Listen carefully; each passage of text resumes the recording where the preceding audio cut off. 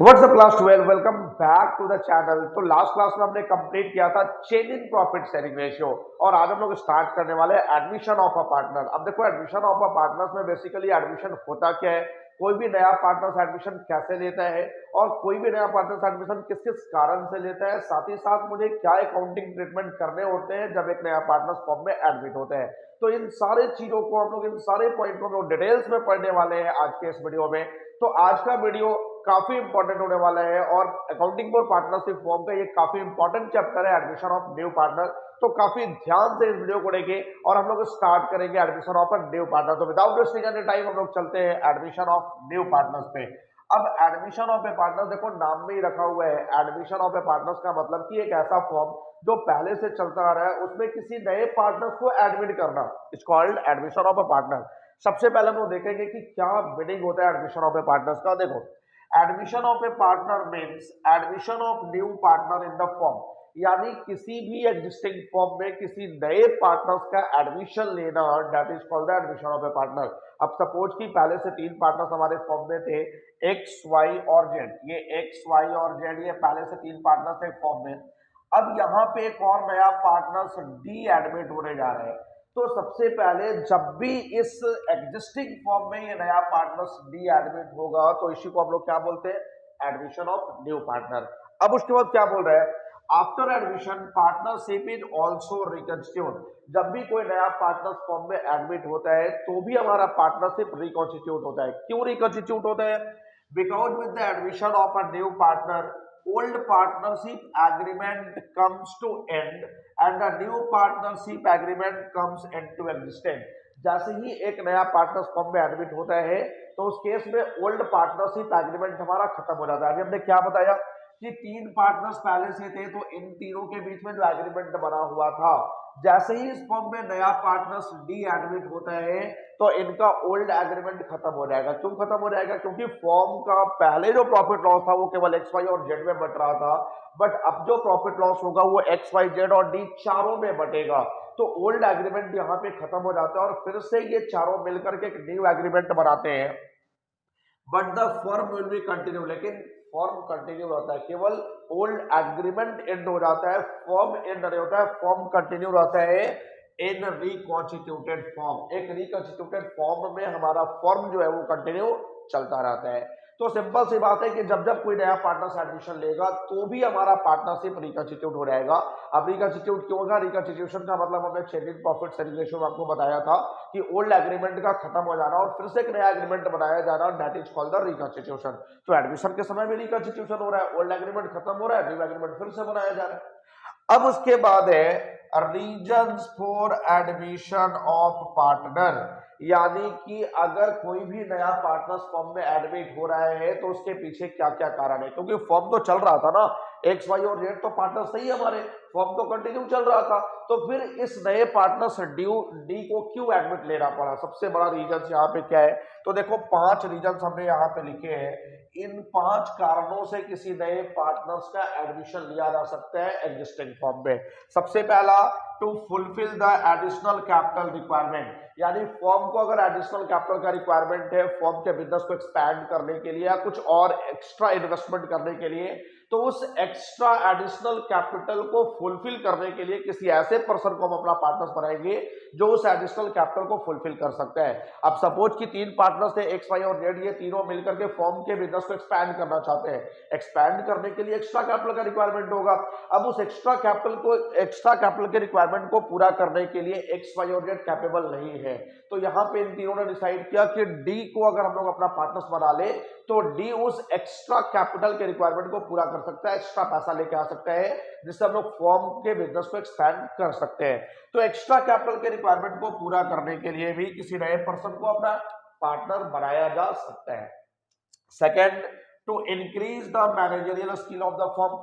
अब किसी वैसे पर्सन को हम अपना पार्टनर्स बना सकते हैं जिसके पास मैनेजरियल स्किल है, क्योंकि जब ये तीन पार्टनर्स थे ना, तो इन तीनों पार्टनर्स के पास कोई बहुत ज्यादा मैनेजरियल स्किल नहीं है, जिसके कारण ये बिजनेस को अच्छे से मैनेज नहीं कर पा रहे थे।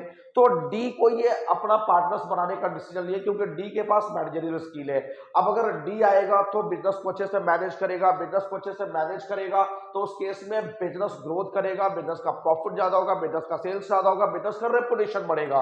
तो बेसिकली मैनेजरियल स्किल को इंक्रीज करने के लिए भी हम किसी वैसे पर्सन को अपना पार्टनर्स बना सकते हैं जिसके पास मैनेजरियल स्किल काफी ज्यादा होता है।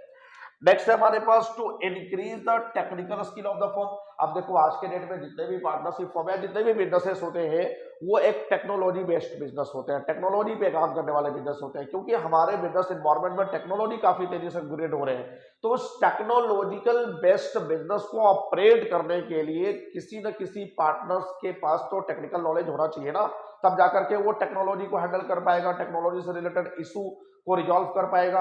तो बेसिकली ये तीन पार्टनर्स थे, इनके पास टेक्निकल नॉलेज नहीं था, जिसके कारण से टेक्नोलॉजी अडॉप्ट नहीं कर पा रहे थे, बिजनेस में काफी पीछे रह जा रहे थे, मार्केट के हिसाब से ये आगे ग्रोथ नहीं कर पा रहे थे। अब इन्होंने डिसाइड किया कि किसी ऐसे पर्सन को अपना पार्टनर्स बनाया जाएगा जिसके पास टेक्निकल नॉलेज होगा, वो हमारे टेक्नोलॉजी को अडॉप्ट करेगा और अडॉप्ट करके बिजनेस को ग्रोथ कराएगा। तो डी इन्होंने सेलेक्ट किया कि डी एक ऐसा पर्सन है जिसके पास टेक्निकल नॉलेज है, तो इन्होंने सोचा कि डी को अपना पार्टनर्स बना लो। तो किसी भी बिजनेस का अगर टेक्निकल स्किल को इंक्रीज करना है तो उसके लिए किसी वैसे पर्सन को अपना पार्टनर्स बनाया जा सकता है जिसके पास टेक्निकल नॉलेज हो और वो टेक्निकली इशूज को कहीं ना कहीं रिजॉल्व कर सके। नेक्स्ट है हमारे पास to increase the goodwill of the firm. अब अगर फर्म के गुडविल को इंक्रीज कराना है, जैसे सपोज ये तीनों मिलकर के पार्टनर्स काम कर रहे थे, लेकिन इनका गुडविल बहुत ज्यादा बिल्ड नहीं हो पा रहा था, रेपुटेशन बहुत ज्यादा बिल्ड नहीं हो पा रहा था, तो इन्होंने क्या डिसाइड किया, किसी वैसे पर्सन को अपना पार्टनर्स बना लो जिसके पास ऑलरेडी, जिसने अपना एक गुडविल बिल्ड करके रखा हुआ है, एक रेपुटेशन बिल्ड करके मार्केट में रखा हुआ है। तो इन्होंने देखा कि डी एक ऐसा पर्सन है जिसने अपना गुडविल मार्केट में बिल्ड किया हुआ है, जिसने अपना रेपुटेशन मार्केट में बिल्ड किया हुआ है, तो इन्होंने डी को अपना पार्टनर्स बनाने का डिसीजन लिया। तो अगर अपने पार्टनरशिप फर्म का गुडविल इंक्रीज करना है तो किसी ऐसे पर्सन को अपना पार्टनर्स बना लो जिसका रेपुटेशन पहले से ही मार्केट में बिल्ड किया हुआ है। तो ये हो गया। लास्ट है हमारे पास to end the business competition of the firm. अगर आपके फर्म में कोई बिजनेस कॉम्पिटिशन है कि आपका जो कॉम्पिटिटर है वो बेसिकली उसके कारण से न तो आपके कॉम्पिटिटर का बहुत ज्यादा ग्रोथ हो पा रहा है, ना बहुत ज्यादा आपका ग्रोथ हो पा रहा है, तो आपने मिलकर क्या डिसाइड किया कि अपने कॉम्पिटिटर को ही अपना पार्टनर बना लो। अब जब कॉम्पिटिटर ही हमारा पार्टनर हो जाएगा तो हम दोनों के बीच में जो कॉम्पिटिशन था वो कॉम्पिटिशन तो खत्म हो गया ना।